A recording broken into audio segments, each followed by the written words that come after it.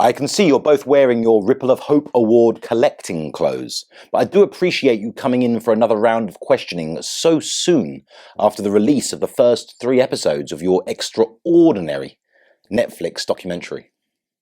Good, isn't it? Extraordinary, Harry. And I'm going to jump in with something we learned on the first episode, that being that you, Harry, pursued Meghan on Instagram before you'd even met, and that's how the whole thing had started. Yeah, I was just swiping through a few Instagram profiles, and then I came across this smoking hot brunette. Sun-kissed skin, a sultry smile, vivacious nature, killer body. So I sent a few direct messages. I didn't get any reply, which was quite lucky really, because that's when I swiped on and I found Meghan's profile. Oh, he's just joking with you. I was that smoking hot brunette. Wasn't I, H?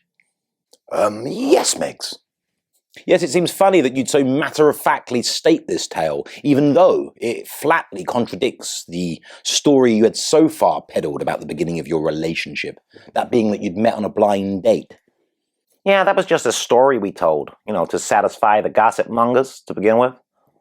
Yes, but it does fit in snugly with your history of telling mistruths with the ease of a seasoned and serial liar, an inveterate falsifier of reality, if you will.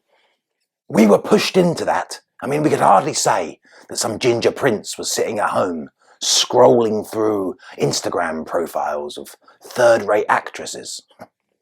With me lying in wait, to pounce on the first royal to take the bait. Well, I never said that, but it does provide quite an arresting image. But hey, we've already established that you barefaced lied about how you'd met each other. And you also, Meghan, said that you'd only been on a couple of dates with Harry before he invited me to go to Botswana with him. I know, I was like, well, we've only been on like 2 dates, and I had to initiate the arrangement of the second date, and now I'm going to be like, sharing a tent with him for like 10 days. Yes, there are names for women like that. Yeah, pioneers, mold breakers, so many names. Yeah, it came out of nowhere. It came out of the blue, I was intent on staying single and, enjoying a summer of fun with my girlfriends. Oh, yes, there are names for women like that. Yeah, I might be a confident, worldly woman, but, it was quite awkward when we met up because I hadn't seen him for like, a month. And I was like, oh, do we hug? And do we kiss? You just took the safe option and slept with him. Yeah, but only after she'd finished her chicken sandwich. You relayed stories about how you first met certain members of the royal family on your Netflix documentary, Meghan. Yeah, I met the Queen first, and I remember Harry saying to me, you do know how to curtsy, right? In the end, she looked like an ostrich, with her head down and her huge wings flamboyantly flung in the air. Yes, Harry, we've seen the excerpt where Meghan does an impression of a ostentatious curtsy. And it's impressive in how thoroughly disrespectful it is. Thanks. It was so surreal, I was like, surely people don't actually do that. To the Queen, yes. Back in the States, we'd only ever do that sort of thing in like a medieval-style restaurant. Yes, another passive-aggressive jibe at the standards and customs by a former deal-or-no-deal box girl. I have to agree with you, Meghan. This whole scenario is rather surreal. Yeah, it was bizarre. I couldn't believe I had to do it. There's so many rules and, customs. Yes, you'll find that's the case with most things that have lasted a decent expanse of time. My Meghan's used to a more laid-back approach, without order and regulations, and standards. Oh, that's quite obvious, Harry. Although it's pretty remarkable to our viewers at home, no doubt, that Meghan thought that the palace would be willing to learn and eager to learn from the hippie-ish, insincere crassness of the so-called LA elite. Well, what's remarkable to me is that they didn't even want to know. They had no interest in what my Meghan had to teach them. Yeah, they were still stuck in the curtsying days of old, and they didn't want to embrace. The shallow falseness and laxity of modernity, yes, that much is clear. Although, ironically, Meghan, wasn't it the Queen who had to remind you of how to speak to staff when she overheard you berating kitchen employees over some vegan menu? I think it might have been a nut roast. It was you, Meghan, who was speaking to the staff like some duchess of old addressing the hoi polloi, whilst the Queen had to remind you to treat them like human beings. And there was the first time I met Kate and Wills. They came to us for dinner, and I was in like ripped jeans and bare feet, and they were like dressed up formally. They must have thought that the scullery maid had answered the door.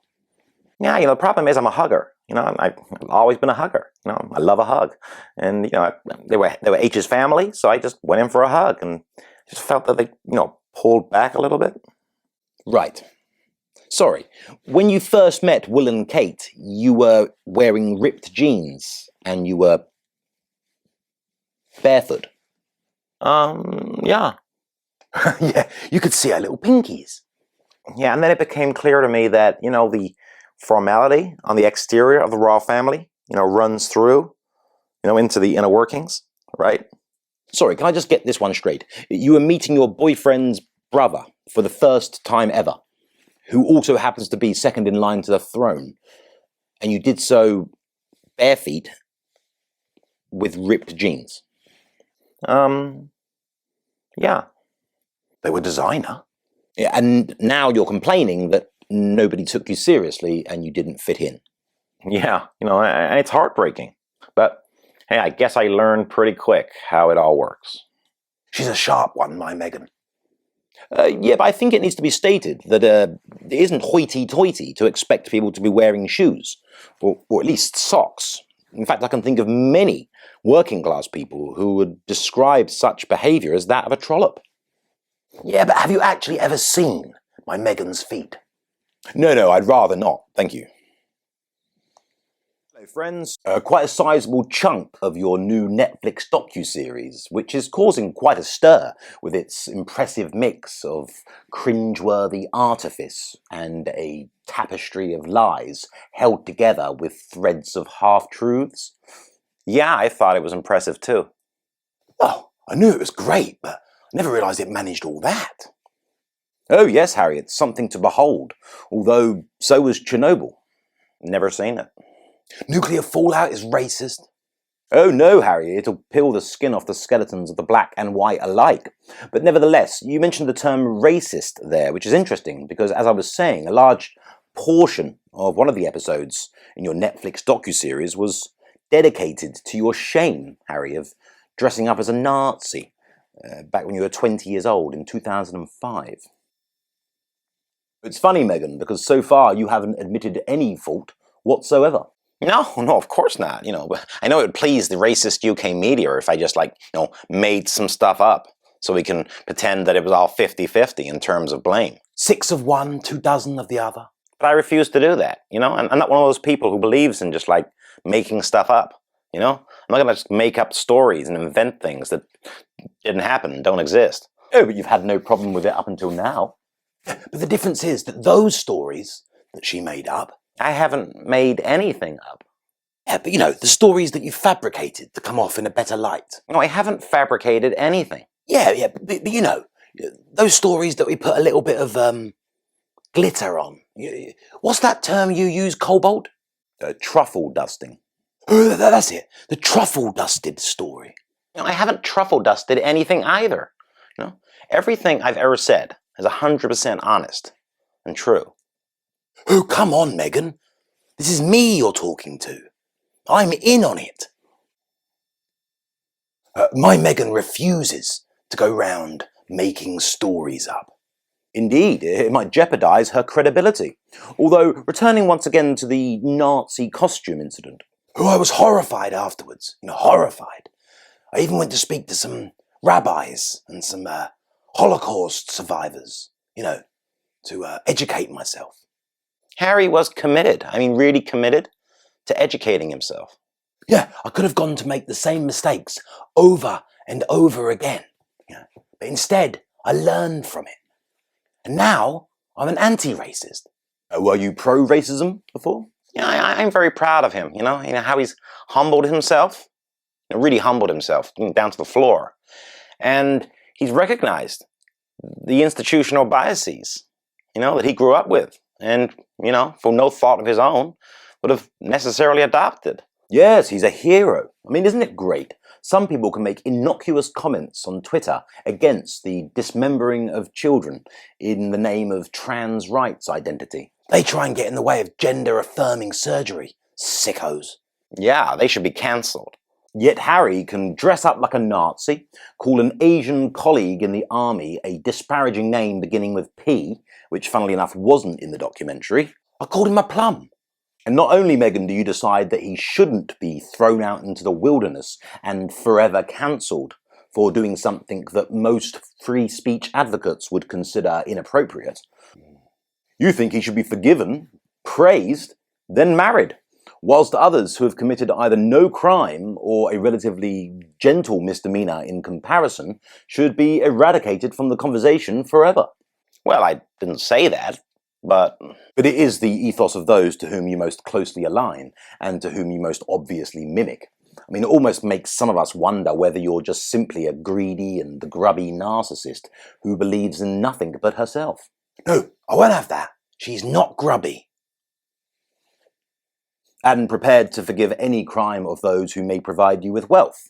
For example, the earrings from Middle Eastern dictators, as well as Harry's Heil Hitlering, whilst simultaneously complaining about the unconscious biases of those who work hard to make ends meet, but cannot provide you or offer you any material gain. Racist! Nazi. Oh. Don't like it when the shoe's on the other foot.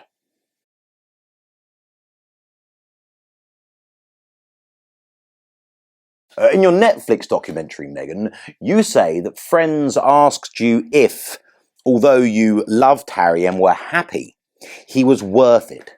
Look what it's doing to your life. Yeah, and things went right downhill for me after I met Harry. Yeah, prior to meeting him, I was a happy-go-lucky actress, on the precipice of major international success, probably in a big movie or, a major TV series, but then I fell in love with him. Yeah, and instead of being like the beginning of my happiness and a springboard for my success, meeting Harry has been a vector of disappointment and the beginning of my misery. Well, it hasn't gone exactly swimmingly for me either. I mean, don't get me wrong, I think this is an important conversation for you two to have, and to have it right now in the middle of a live interview would be most entertaining. That's a bit voyeuristic. Nevertheless, this is all very difficult to believe, Meghan. Did you honestly get involved with Prince Harry, a member of the British royal family, without the understanding that your life would change? Were you completely ignorant of the veil of interest that comes with being in the spotlight? No, I had absolutely no idea. Call me simple. You're simple. But honestly, I was naive. I was innocent. I was just caught up in the maelstrom of love. I was fuzzy, I was in dreamland. I was just a sweet young girl who had fallen in love with a prince. I heard he was handsome too. Okay, so then you were sucker punched by a media blitzkrieg that you never saw coming. Yeah, absolutely, that's right. Yeah, bang on. Okay, but how could you be so intellectually inept as to miss this obvious consequence? No, she was in love. I mean, granted, you've never shown any intellectual prestige, although you like to present yourself otherwise, and always with hilarious and embarrassing results. Yet you've always come across as shrewd and aware in a crafty scamp kind of manner. Scamp. Haven't heard that for ages. Oh, I might make that my pet name for you. Scamp. And no, you won't. So it seems ludicrous to assume that you weren't clued in to what 95% of people are. That being that a relationship with a public figure, particularly a royal, brings added baggage. She was in love.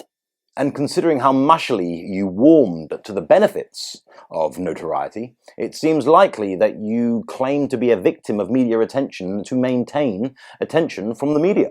Well, So instead of being an innocent, unworldly, very nearly 40-something, tricked by her heart into a life of unwanted media attention, you've actively used this unfolding to carve out the fame you've always sought, rendering your whole life a lie. No. I'm sure there was some truth in there. You show bewildering levels of gall by blaming Brexit for, in part, the wreckage of your fairy tale by the way it liberated the racist sentiment that you claim has pounced on you, Meghan, like a paparazzi porcupine. Oh my, this time paparazzi porcupine. Brexit was an abomination. It cleaved and united peoples into two. I mean, that's not the way we're going to confront the problems of the future. The problem is that in the past, we never confronted the problems of the future, today. Indeed. It just gave vent to an awful nationalistic jingoism. Almost the exact words used by Archewell Executive Director James Holt on the topic of Brexit. Where do you think she got them? They're my own words, Harry. It just provided extra fuel for the fire. A bit of nitro. It's a bit odd, however, because after searching through endless newspaper stories referencing you two during your courtship and engagement, across all papers, left and right, it was wall-to-wall positive. Not a racist word in sight. Yeah, well, sometimes racism hides in plain sight. What does that mean? No. Don't question it. Just believe it. Yeah, there's this atmosphere that's only accessible to some of us, right? Some people don't even think it's there, but trust me, it's there all right. It's just like race-filled hatred, and some people don't even know that they have it. And perhaps it just doesn't exist. Perhaps. But are you willing to take that chance? Because I'm not. It doesn't exist in some people because, they don't see it, and they might never see it. I call them gulag fodder. We can only really identify them in their speech and manner. Yes, when they're beating you in an argument, for example. Exactly. Yeah, classic example. Pure racism. But can you see how recalling a period where you had near on 100% approval rating and universal support as a period of suffering and victimhood, how it might annoy those who are genuinely suffering or have genuinely suffered? Oh, I can feel the racism coming here. Even just the suffering of difficult jobs and abusive bosses, unpayable fuel bills and fraying clothes. Yet you claim to have suffered when you were receiving near universal acclaim that would be virtually unachievable for most people in the modern day press. I make waves. Whilst on a completely different scale, in a completely different class, certain communities and industries have been ravaged by the rules of the EU, or at least it is seen by some who voted to leave in the referendum. Bigots. And for you, from a position of luxury, to describe their democratic vote as relating to a racism that you only believe in because you think it benefits you, is a real kick in the teeth to those far more modestly favoured by the fortunes of time. It's fine to disagree with, take issue with, or advise against, but for you to create a narcissistic connection to yourself via the segue of racism is otherworldly weird. Well, I am certainly otherworldly. And then to claim that you suffered during a period where you were princess of the world is spectacularly insulting. Some might say. In your highly anticipated book, Spare, you have detailed a fight between you and your brother, Prince William. Look, I prefer the term physical alteration. And you mean physical altercation? No, I wouldn't go that far. We have the details here. He called you a name, although you don't say what name exactly. Harold Hewitt. Well, then you apparently left for the kitchen, poured a glass of water for him and called him Willie. He called you Harold. But he apparently then decided to go full-blown Tyson Fury, ripping off your necklace and knocking you to the ground and into a dog's bowl, which smashed and left you with cuts and bruises. Am I correct in those details? That's the official story. That's what the book said. Oh, so you're suggesting that wasn't exactly how it went down? Look, I can see that you want some juicy gossip. Yes, he knocked me down, but I definitely took the first 2 rounds on points. I was getting inside, trying to avoid his jab. And you've got to remember, he's a tall lad. Yeah, he's 6'3". Yeah, I was looking into him quite a lot, before I fell in love with Harry. Rounds 3 and 4 were probably split, but to be perfectly honest, I was on a good trajectory because I'd finally got my footwork sorted out by that point. Yes, it's normally about round 3 that happens. But then typical bully big brother resorts to cheating habits. What did he do? He turned the ceiling-mounted LED downlights onto full blast and then reflected it off his bald head right into my eye. Yeah, it's his signature move. Yeah, and I was blinded at that point. He knocked me into the dog's bowl, left, came back, apologised, then told me I didn't need to tell Meghan. Well, I'm sure you wouldn't have told her about it, would you? Yeah, you'd think that, wouldn't you? You'd think that would be the masculine, manly and protectorate thing to do, but no, I told her everything, because she noticed all the boo-boos up and down my body. What, you mean that little scratch on your back? Yeah, anyway, once the secret was out, there was no point anymore, so I blabbed. I blabbed hard. I blabbed about everything. I told her a lot. Even had a little cry. Yeah, I thought he was going to have a big cry. Yes, why so few tears? Well, I basically dehydrated myself, crying to the therapist down the phone. I've got him on speed dial. But what exactly did William say that upset you so much, Harry? I mean, how did it all kick off? Get this, he called my Meghan difficult, rude, and abrasive. No, I mean, I find that hard to believe. I mean, when was this? Yeah, back in 2019. Oh, that's shocking. Unbelievable, actually. I mean, he'd known Meghan for what, 2 years by this point? Maybe slightly longer. And he'd only just noticed those things. I mean, we at home worked it out 3 minutes into your engagement announcement interview. I never knew Prince William was that slow. Yeah, and he's the clever one. That was the video, and if you'd be kind enough to like, share, subscribe, and hit the notification bell, it would be much appreciated.